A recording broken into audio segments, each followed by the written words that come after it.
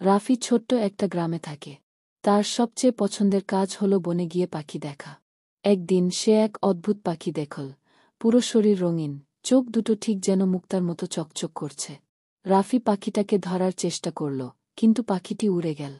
আশ্চর্যের ব্যাপার, পাখিটি উড়তে উড়তে রাফির নাম ধরে ডাকল, রাফি, রাফি। রাফি চমকে গেল। একটা পাখি কথা বলে কিভাবে? সে পাখির পেছনে দৌড় দিল। পাখিটি তাকে নিয়ে গেল একটা পুরনো গাছের কাছে। হঠাৎ গাছের গায়ে একটা দরজা দেখা গেল। রাফি ধীরে ধীরে দরজাটা ঠেলে ভেতরে ঢুকল।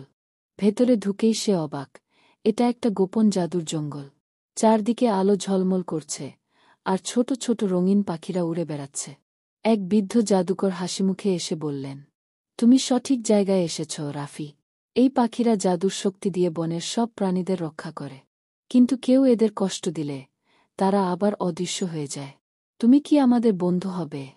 রাফি মাথা নাড়ল, হ্যাঁ, আমি বনের বন্ধু হতে চাই।